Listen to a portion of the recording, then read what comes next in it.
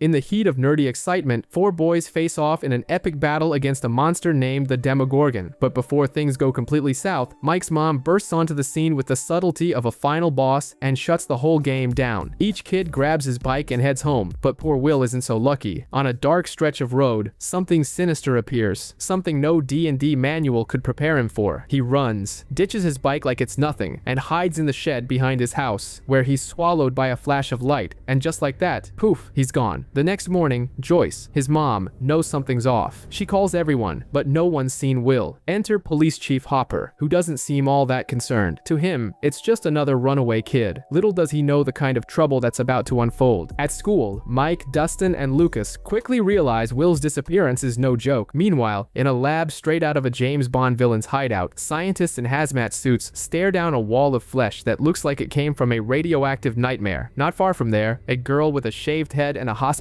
gown wanders the woods. No name, no direction. She finds shelter at a diner where Benny, the owner, has a soft heart and a blind spot for weirdness. Pun intended. Benny tries to help but pays the price. A fake social worker shows up and kills him like it's just part of her job description. The girl, who has the number 11 tattooed on her arm, escapes, using powers that would make even Professor X reconsider retirement. That night, Hopper and his team stumble upon Will's abandoned bike in the middle of the road, while Joyce gets a phone call that sends chills down her spine. Static, heavy breathing, the phone frying in her hand. And while the adults get tangled in red tape, Mike, Dustin, and Lucas decide to take matters into their own hands. Naturally, things go sideways, but instead of finding Will, they come face to face with the telekinetic runaway, shivering in the rain. In Mike's nerdy sanctuary, aka his basement, the new girl becomes the center of debate. Lucas wants to send the stranger packing before it turns into a police matter. Dustin thinks they should keep their distance, but Mike's already halfway to founding her fan club. She points to the number tattooed on her arm, 011, and the plan is simple: hide the girl until tomorrow, when Mike's mom is going to take care of everything. Spoiler, she won't. Joyce, on the other hand, has blown past any acceptable threshold of sanity. She swears up and down she heard Will on the phone. Hopper's still in full skeptic mode. Clearly, the man's never seen a horror movie in his life. Meanwhile, Mike hides 11 in the closet, because of course, hiding a runaway with superpowers behind school jackets is a brilliant idea. He pretends to go to school, but instead shows 11 the house and the electronic toys. At the same time, Will's brother Jonathan tries to squeeze a drop of empathy out of their dad, only to get confirmation that Will isn't even a priority to his own blood. Hopper finally starts putting pieces together after finding Benny dead and hearing about a bald little girl spotted near the diner. The lab agents are erasing evidence faster than a corrupt government under fire. 11 recognizes Will in a photo, already more useful than half the adults in this story. When Lucas and Dustin decide to do the sensible thing and tell an adult, she slams the door shut with her mind. That's when the group finally gets it. She has powers. Using a D&D board as a supernatural map, she indicates that Will is hiding from the Demogorgon. At the buyer's house, the lights are flickering like an 80s dance floor. Joyce gets another freaky phone call, hears Will's voice, and the phone explodes again. She decides the only way to communicate with her son is through a DIY science fair project, the alphabet on the wall, and Christmas lights. Meanwhile, Nancy heads to a party at Steve's house, the school's charming jerk. Her friend Barb, abandoned by the pool, gets snatched by an invisible entity, because nothing good ever happens to characters named Barb. Nancy, of course, is too busy enjoying the company of a guy with hair shaped like a motorcycle helmet. Sometime later, Nancy, still in denial about Barb's disappearance, tries to act like everything's normal, but her mom can already tell something's off. Joyce, on the other hand, has officially earned the title of town lunatic after plastering the walls with letters and chatting with Christmas lights like a neighborhood psychic. Jonathan thinks she's completely lost it, but there's not much he can do besides trying to hold the house together. Mike, Lucas, and Dustin launch Operation Mirkwood, basically a Lord of the Rings style mission with slingshots, cookies, and help from 11. She's supposed to meet them at 3:15 near the power lines. That is, if she doesn't get caught by some government agent first. Hopper decides to go full Sherlock and heads to the Hawkins lab. He's turned away but pulls some cop moves to force his way in. While reviewing the surveillance footage from the night Will vanished, he notices something strange. The recordings don't show the storm that everyone remembers. Bingo. Someone's lying through their teeth. He starts digging into the story of Terry Ives, a woman who claims Dr. Brenner kidnapped her daughter. And who might that daughter be, huh? Meanwhile, school turns into a full-on freak show when Steve's crew finds out Jonathan was taking pictures at their party. They smash his camera with all the subtlety of a rhino in a china shop. Nancy, who until now thought Steve was just a rebel with a cause, starts realizing he might just be a jerk. Joyce manages to make stronger contact with Will. He responds through the lights with a dramatic "right here" When she asks how to help him, he spells out run. Of course, because the Demogorgon isn't the kind to knock. It begins emerging from the wall like it's being born from a plaster womb. Joyce doesn't think twice and bolts, losing her sanity in the process. 11 leads the boys to the buyer's house, but their mission is interrupted by sirens. The police are pulling a body out of the quarry. It's Will, or it looks like Will, but in this town, nothing's ever that simple. Mike, devastated, lashes out at 11. He accuses her of lying, of making them believe in something impossible. Then he storms off, leaving her alone, drenched, heartbroken, and haunted by flashbacks. Meanwhile, Joyce is more convinced than ever that everyone's lost their minds. Everyone but her. Because let's be real, only someone in full-on denial would think that body they found is actually Will, and she couldn't care less what Chief Hopper thinks. She saw the flickering lights, heard her son crying for help, and even came face to face with a monster straight out of a horror movie. Hopper, in peak skeptic mode, chalks it all up to grief. Mike, on the other hand, is in full drama mode. He finds out that maybe 11 lied about Will being alive and totally blows up at her, but the script doesn't let him off easy. Right after that, Will's voice creeps through the walkie-talkie, singing a haunting little tune. Coincidence? Not a chance. Armed with sheer stubbornness, Joyce storms into the morgue and demands to see the body's arm. No birthmark? She practically throws it in the coroner's face. They're trying to pass off a fake as her son. Jonathan, her loyal but skeptical son, is pretty sure she's finally lost it, but Joyce? She knows she's right. Nancy, meanwhile, is stuck with Steve, who's more worried about whether his parents will find out about the backyard party than the fact that Barb has vanished and she saw a literal monster. Talk about messed up priorities. Disgusted and disappointed, Nancy walks away. Back across town, Mike gathers Lucas and Dustin to investigate the radio. A theory is born. 11 is basically a kid version of Professor X channeling Will. The mission? Sneak her into school to use the AV Club's more powerful radio. Cue the blonde wig and Nancy's dress, because the plan calls for stealth or just a dash of comedy. Hopper starts sniffing out the truth. Turns out the autopsy was handled by out-of-towners. Definitely not standard procedure. One of the cops fumbles his story and gets caught in a lie. Smells like a cover-up. A big one. At school, Mike comes face to face with Troy, the local bully who's all too eager to mock Will's death, but 11's not in the mood.